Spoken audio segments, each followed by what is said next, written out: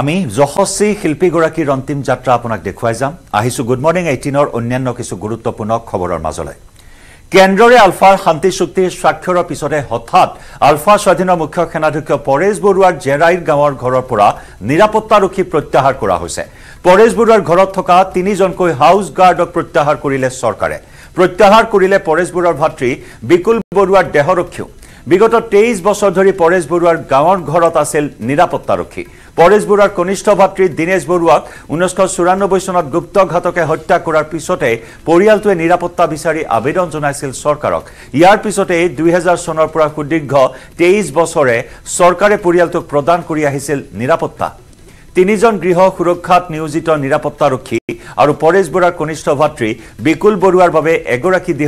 দেহৰক্ষী নিয়োজিত কৰিছিল ৰাজ্যৰ গৃহ বিভাগে কিন্তু হঠাৎ চাৰিজন নিৰাপত্তাৰক্ষীক ডিব্ৰুগড় হেডকোৱাৰ্টাৰলৈ যাবলৈ নিৰ্দেশ প্ৰদান কৰা হয় উল্লেখযোগ্য যে দেওবাৰে সন্ধিয়া ড্ৰোনেৰে সমগ্ৰ জেৰাই গাঁৱৰ ঘৰটো সম্পূৰ্ণ পোহৰাই থৈছিল বুলি মন্তব্য কৰে আলফা স্বাধীনৰ মুখ্য সেনাধ্যক্ষগৰাকীৰ ভাতৃ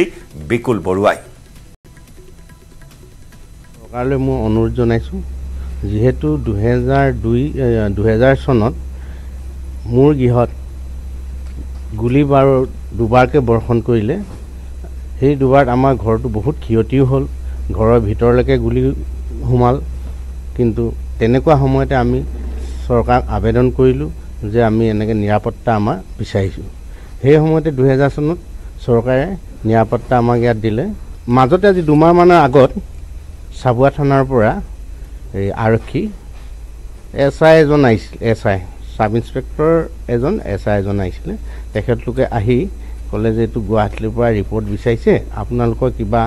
হংকাৰ দিছে নি কোনোবাই ভয় খুৱাইছে নি কিবা কৰিছে নি তেতিয়া আপোনালোকক বোলে হাউচ গাৰ্ড লাগে নে নালাগে আৰু পিএছঅ লাগে নে নালাগে 1994 চনত এজন ককাইটোক হত্যা কৰিলে ঘৰৰ পৰা নি গতিকে তেতিয়াৰ পৰা আমি সংখিত হৈ আছোঁ ভয় এটা ভাৱ হয় ক'বালৈ ওলাই গ'লেও আমাক অলপ ইফালে চাবলগীয়া হয় 2001 চনত ইয়াত ফায়াৰিং কৰিলে ঘৰত তেতিয়া আমাৰ চাৰিজনে আছিলে এতিয়া তিনিজন আছিলে আৰু পাৰ্চনেল চিকিউৰিটি এজন আছিলে